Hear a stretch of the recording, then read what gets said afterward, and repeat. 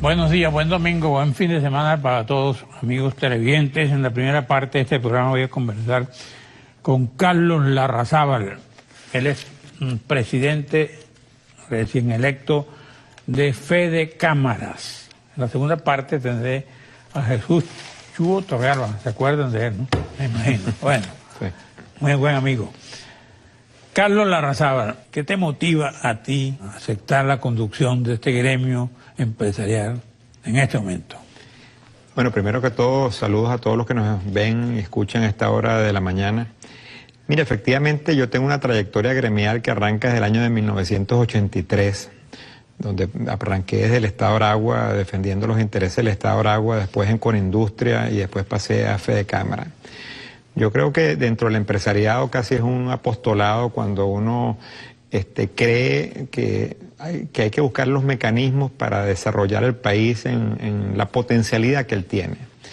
Es triste observar que otros países de Latinoamérica, para no irse a otras partes del mundo, que tienen mucho menos de lo que nosotros tenemos como seres, como capital humano, como materias primas, como bellezas naturales.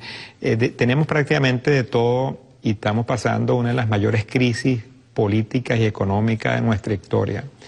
Y yo creo que es el momento que todos los venezolanos que tenemos fe y tenemos esperanza en mejorar la calidad de vida de toda la población, tenemos que aportar nuestro grano de arena en buscar soluciones. Vamos a hablar un poco, para después entrar en los temas de lo que tú eres, ¿de dónde vienes tú? Cuando niño ya te gustaba ser empresario, ¿vendías algo? Bueno, fíjese que mi padre fue presidente de la Cámara Industrial del Estado Aragua. Y bueno, la vena gremial quizás viene desde esa parte. Él fue presidente, también fue directivo de Conindustria. Yo soy economista de profesión, graduado en la Universidad de Carabobo. Fui becario de Mariscal de Ayacucho, hice un posgrado en Administración de Empresas en los Estados Unidos. Y bueno, y siempre he estado en economía, me especialicé en la parte de la microeconomía. ¿Cómo llegaste a esa beca? ¿Influencia? Para nada. Concursé, me fui. ¿Eso fue durante el gobierno de Luis Herrera? Yo trabajaba y estudiaba, trabajaba de pasante en una empresa en Aragua, en Maracay. El programa lo creó Carlos Andrés Pérez. Exacto, pero yo entré en el periodo de Luis Herrera. De Luis Herrera y en el año 83 que fue que aspiré, y era preparador de análisis económico 3 en la Universidad de Carabobo, por cierto, con el profesor Guevara, que lo detuvieron, era uno de los profesores con los que yo era preparador de ellos, que está detenido en la Universidad de Carabobo. Y bueno, con eso que se ahorraba, que el dinero rendía en ese momento, a uno le pagaban 700 bolívares por ser preparador y el dólar estaba a 4.30. ¿Tu primer sueldo fue ese? 700 bolívares. 700 bolívares como preparador. ¿En aquella fecha? En aquella fecha. Y con eso logré ahorrar para irme a estudiar inglés. Me casé, me fui a estudiar inglés y después que estaba estudiando inglés, logré que apliqué para la beca y ya casi cuando se me terminaba el curso de inglés, afortunadamente me salió la beca. ¿Y te casaste con esos 700 bolívares de sueldo? Me casé con eso. ¿Y te alcanzaba? Con eso alcanzaba. Cuando yo llegué del posgrado, mi primer sueldo eran como 6.000 bolívares. El dólar ya estaba a 6 bolívares, pero era casi como equivalente a ganar $1.000 mensuales. Caramba, mucho, ¿no? Hoy en día es insólito, pero en esa época, con una inflación baja, uno me dio la oportunidad de comprar un apartamento a 20 años con células hipotecarias que uno pagaba 10% interés fijo de tasa de interés. ¿Cómo fue tu infancia? ¿Fue cómoda? Sí, una familia... ¿Tú eres hijo rico? De clase media. ¿Clase media? Clase media. Cuando es una clase media era rico de hoy, ¿no? Bueno, comparativamente con hoy, cuando se ha acabado la clase media venezolana.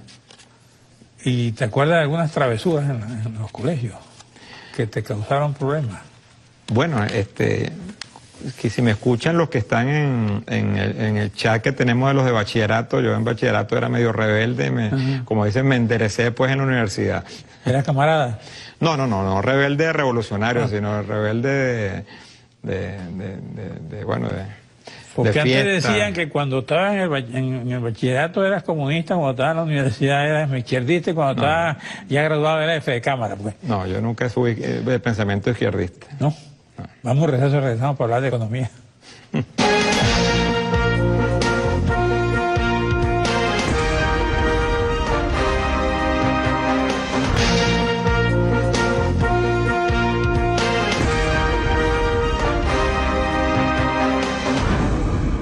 Carlos Larrazábal, presidente de Fedecámara recién electo.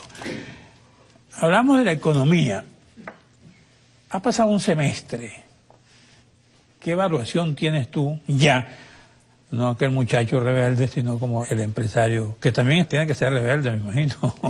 Bueno, yo creo que lamentablemente Venezuela sigue viviendo una de las peores crisis económicas y sociales de su historia. Lo que estamos observando ya pasados 6 meses de este año es que podemos tener una caída del Producto Interno Bruto entre un 7 y un 10% este año 2017.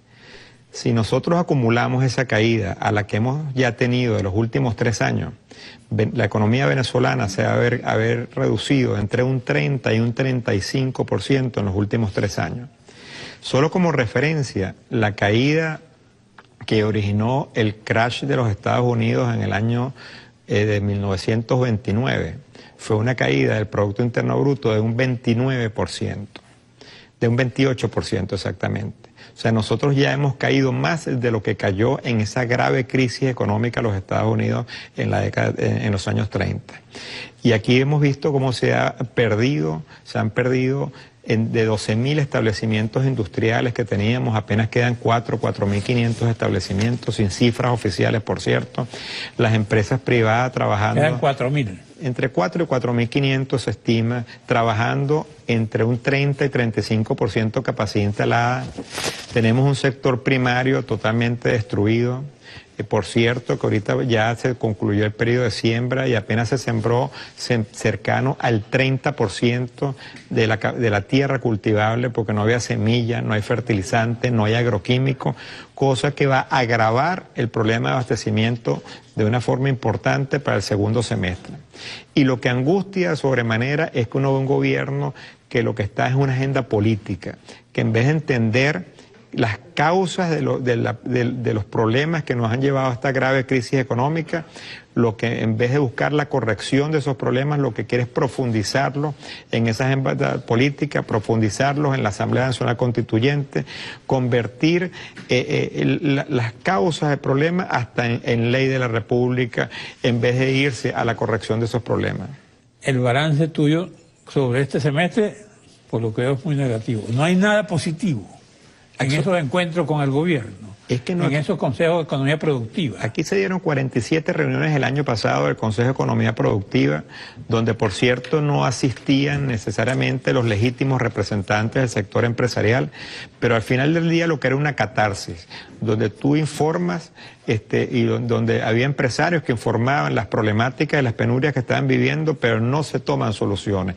Este año prácticamente no se han dado reuniones con éxito. Un diálogo no es que te inviten a ti, a Teresa Carreño, y 2 o 3 funcionarios públicos hablen por horas, y tú estés sentado ahí en la primera fila viendo qué dicen. Eso no es un diálogo. De esa forma tú no llegas a la solución de los problemas. Y aquí hace falta grandes cambios en lo económico, en lo macroeconómico y en lo microeconómico para poder permitir que la economía vuelva a retomar un camino. Esos cambios son posibles en un sistema que no es el de Fedecámara. Esos cambios tienen que ser, no un sistema de Fedecámara, tienen que ser en un país donde todos los factores de la sociedad se pongan de acuerdo en ver cómo potencializamos las grandes posibilidades que tiene la economía venezolana. Y esas posibilidades no se logran con controles, con persecución, con políticas cambiarias que asfixian a la empresa privada, con políticas de precio que quiebran a las compañías y con permisologías que no te permiten prácticamente operar. Pero el gobierno dice que vamos avanzando, que el pueblo tiene comida, tiene total abastecimiento. ¿Ustedes qué piensan Bueno, de yo eso? creo que eso no lo tiene que decir Fede Cámara. Eso cualquier persona que no esté viendo en este momento puede ir a cualquier local comercial y observar cuáles son las grandes diferencias que tenemos en los actuales momentos. La solución del país no puede ser una bolsa CLAP, que ahora quieren convertirla en un derecho constitucional. La solución del país es que tú tengas un trabajo digno, bien remunerado, que tú puedas volver a la bodega, a tu esquina, escoger con amplitud de opciones, de oferta, los productos y que el dinero te rinda. Y el modelo que tenemos actualmente nos ha llevado a todos, sin excepción, a la pobreza. Pero ese es el modelo que también lo ha dicho el presidente Maduro durante su intervención en la Asamblea Nacional Constituyente, el que está luchando por que se impongan a través de la Asamblea Nacional, lo que llama un desencadenante histórico, ¿no? Y por eso nosotros hemos indicado que nos preocupa de sobremanera que la Asamblea Nacional Constituyente, si busca seguir profundizando las causas del problema, lo que va en buscar, en lugar de conseguir soluciones, va a profundizar los problemas que tenemos en la actualidad. ¿Qué llamas tú profundizar? ¿Cómo sería esa profundización? Bueno, que se profundicen los problemas de abastecimiento, que se profundicen los problemas de poder adquisitivo. Y aquí no hay producción en Venezuela. En Venezuela, si el Producto Interno Bruto está cayendo entre 7 y 10% este año, y tenemos una caída, como le indicaba, entre un 30 y 35%, cada vez más se produce menos en Venezuela. Cualquier persona que nos esté viendo en los actuales momentos, si va a buscar arroz, por ejemplo, un ejemplo, como me pasó a mí recientemente, vi que había un arroz de Guyana. Un arroz de Guyana que costaba casi 15.000 bolívares. Cuando Venezuela se autoabastecía de arroz y abastecía buena parte del mercado colombiano. Y ahora ni siquiera tenemos arroz para los venezolanos. Cuando tú vas a comprar una harina precocida, no la consigues, pero sí permiten que por la frontera venga harina precocida de Colombia a precios que la gente no puede pagar. Hay una política continuada de ir debilitando a la empresa privada. Carlos, ahora hay como también una división entre los empresarios, como que hay un tabique que no los deja comunicarse, porque yo veía en una de esas cadenas, yo veo mucho televisión también porque tengo que estar informado, claro. Y veo un señor Orlando Camacho, creo que es presidente, y él piensa todo lo contrario.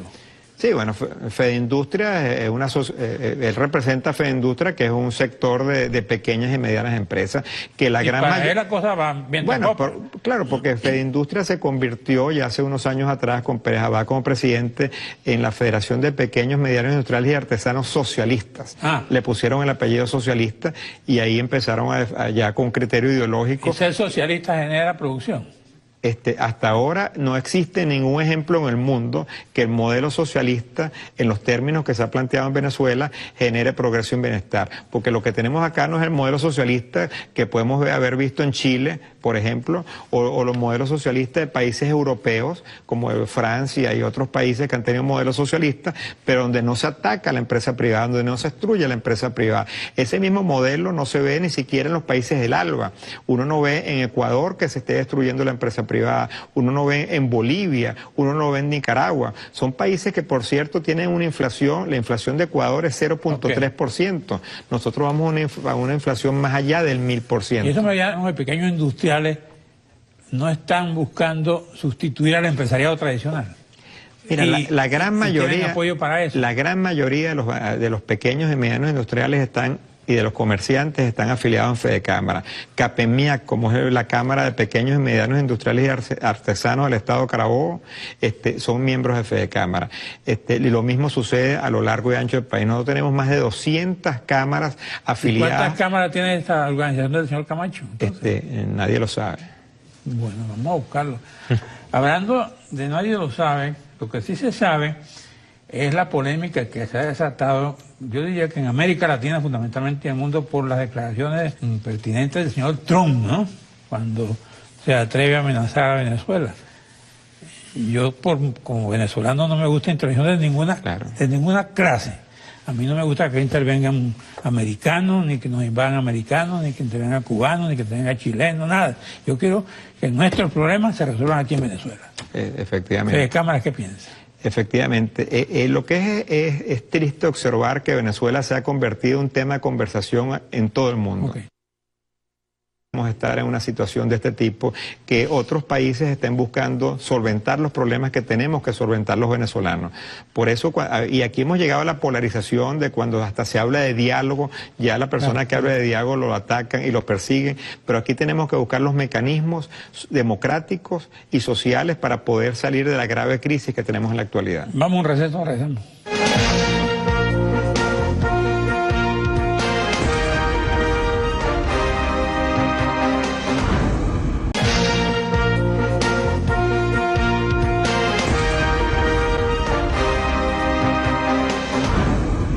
Bueno, la Cámara tomó posición sobre los estrumos. Bueno, nosotros no podemos estar de acuerdo con cualquier intervencionismo y mucho menos militar que se dé en los países. Nosotros creemos que las soluciones tienen que ser por la vía del diálogo, por la vía de la concertación, pero como le decía anteriormente, es preocupante que la crisis económica nos haya convertido en noticia en buena parte del planeta. Nosotros tenemos que buscar salir de la problemática que tenemos en la actualidad, y eso implica negociación, eso implica diálogo, eso implica entender que las causas de la problemática que estamos viviendo todos los venezolanos requieren un cambio político y un cambio económico profundo para poder retomar el progreso y bienestar que aspiran todos los venezolanos. ¿Qué esperamos para este semestre que viene? Este semestre ya se fue uno del que viene, o el que ya comenzó, ¿no? El que viene, como te estaba indicando, no nos trae nada bueno. ¿Por qué? Primero, porque tenemos primero que todo un mercado, estamos viviendo las mismas consecuencias de una falta de política económica. Aquí no se ve ninguna decisión que vaya a revertir las causas de los problemas que tenemos. Tenemos un mecanismo cambiario totalmente, que es prácticamente más de lo mismo que ya teníamos anteriormente, un mecanismo que no es transparente, que no es fluido, que no le permite a las empresas tener materia prima. Seguimos teniendo fuertes políticas de controles de precios que obligan a muchas empresas a producir a pérdida. Tenemos persecución en la actividad primaria, tenemos un monopolio de entrega de insumos y semillas, fertilizantes. Como le decía, el sector primario prácticamente apenas sembró el 30% de lo que tenía que haber sembrado. O sea, lamentablemente no vemos ninguna noticia que nos indique que el segundo semestre va a ser mejor de lo que tenemos hasta ahora. Y si no se toman decisiones,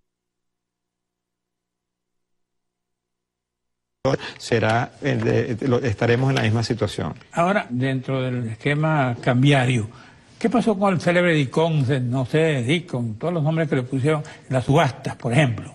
Mire, el tema de la subasta... ¿No han recibido ustedes como empresarios dólares? El tema de la subasta... ¿Sean de Fedecámara o no? No, el tema de la subasta es más de lo mismo. Aquí se están haciendo 2 subastas a la semana que oscilan entre 25 y 30, 32 millones de dólares, que son cantidades ínfimas para las necesidades de un país. Esas subastas son a precios muy poco transparentes, porque nadie se sabe a quién se le asigna ni cómo se le asignan, y también hay fuertes problemas para que las divisas que son asignadas en cantidades muy pequeñas, por cierto, porque lo máximo que se puede asignar son $400.000, pero para cualquier empresa mediana o grande esa es una cantidad que prácticamente te puede servir para comprar un repuesto o una pequeña máquina. Pero al final del día, por la misma situación financiera del país, cuesta un mundo para que esa plata termine de llegar al proveedor final. Se liquide.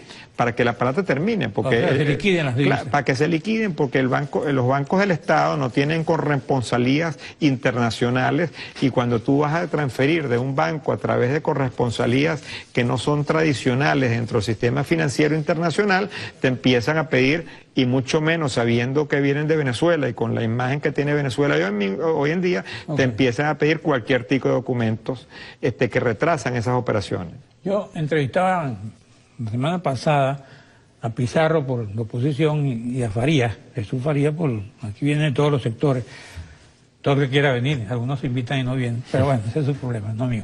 Ahora, y Farías decía que hay una guerra que le habían ordenado a los bancos del exterior no negociar con Venezuela, que es parte de la guerra económica que ya está a nivel internacional. ¿Tú qué piensas? Yo creo que no creo que exista alguien que tenga la posibilidad de establecer ese tipo de órdenes a nivel de las finanzas internacionales. Yo lo que creo que lamentablemente el posicionamiento de la imagen de Venezuela que hemos tenido en los últimos años ha venido afectando no solo la imagen del gobierno, sino la imagen de todos los venezolanos. Nosotros hoy en día hay que recordar que le debemos a proveedores internacionales solamente en el sector industrial más de 10.000 millones de dólares. Se le deben a las aerolíneas internacionales más de 3.800 millones de dólares.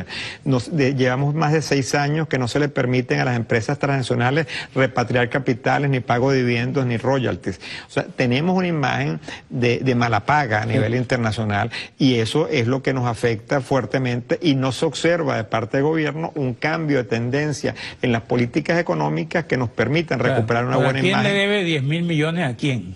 O sea, las empresas venezolanas importaron un producto con permiso del gobierno nacional, con autorización de divisas. Cuando esa importación llegó, se cumplieron con todos los requisitos, se le entregaron al gobierno todas las documentaciones para que aprobaran las autorizaciones de liquidaciones de divisas, el gobierno no las aprobó.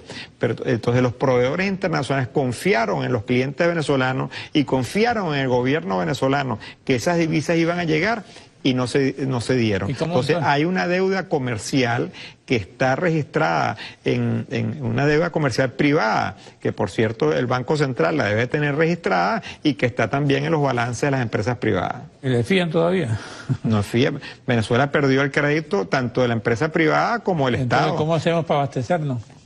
Por eso tenemos el grave problema de abastecimiento, porque cuando a ti te asignan en el DICOM $100.000, tú vas a llamar a tu proveedor tradicional, despacha, me dice, bueno, pero tú me debes $1 millón de hace 3 años, págamelo primero. Entonces tú tienes que empezar a buscar otro tipo de proveedores donde puedas pagar de contado y después ahora que ven el dinero es que ven cómo te despachan. Nosotros perdimos totalmente las líneas de crédito con el extranjero. Entonces, como sector privado no está importando nada. Se importa únicamente lo que el gobierno te permite importar en función de las asignaciones de divisas que te dan. ¿Qué se está importando ahorita? De ustedes, del sector privado. Bueno, depende de las empresas que están recibiendo asignaciones, pero eso lo ve el consumidor en los anaqueles, con la falta de oferta que tenemos en los actuales aumentos de productos. O sea, prácticamente las importaciones ahorita, y lo vemos en los puertos, cuando uno ve Puerto Cabello y Puebla Guaira, prácticamente sin barcos que estén llegando de forma cotidiana como llegaban anteriormente. ¿Qué productos son críticos ahorita para ti, según el estudio que ustedes tienen? Lo más crítico que tenemos es la cadena agroalimentaria y obviamente la parte farmacéutica, que es lo que afecta más directamente a la población. Pero cuando hablamos de la cadena, porque a veces el gobierno plantea de que le da ciertos insumos a sectores agroindustriales o a sectores farmacéuticos, pero hay que entender que la industria es una cadena junto con el comercio. Y si tú puedes tener el insumo para fabricar una medicina, pero si no tienes el empaque, no tienes la caja, no tienes la etiqueta, no tienes el sistema de transporte que te permita llevar ese producto hacia la farmacia, no tienes toda la cadena de insumo-producto que se requiere para que el producto llegue desde la fábrica hasta el consumidor, al final del día el resultado es negativo. Está circulando en las redes, yo lo vi esta mañana, un video de un grupo de personas que realmente es dramático, ¿no? Yo no creo que eso sea un invento. Son unos jóvenes y unos señores también de edad, donde están clamando desde el Seguro Social, porque se ve que están en una dependencia del Seguro Social, porque muestran unas máquinas que están paralizadas por falta de insumos y que ellos están bajo amenaza de muerte por la hemodiálisis, ¿no? Sí. Y eso está ocurriendo. Eso está ocurriendo y uno lo ve con personas conocidas también que tienen enfermedades graves, como puede ser la gente que tienen que dializarse o las personas que tienen cáncer. Cualquier persona que tenga este tipo de enfermedades o que esté hospitalizada es una situación totalmente penosa, donde no hay posibilidades de conseguir los insumos en ninguna farmacia. Y lamentablemente eso es algo que no debería estar sucediendo en un país como Venezuela. Bueno, un mensaje a tu gente que te eligió. Bueno, yo creo que nosotros tenemos que seguir teniendo fe en Venezuela. Nosotros tenemos que seguir apostando para el futuro de este país. Tenemos las grandes posibilidades de hacerlo y lo que tenemos que seguir exigiendo mejores condiciones para que nos dejen trabajar y nos dejen abastecer las necesidades del pueblo venezolano. Gracias, Carlos Larrazábal. Gracias a ustedes, amigos televidentes. En la próxima parte, como les dije, conversaré con Chuo Torrealba.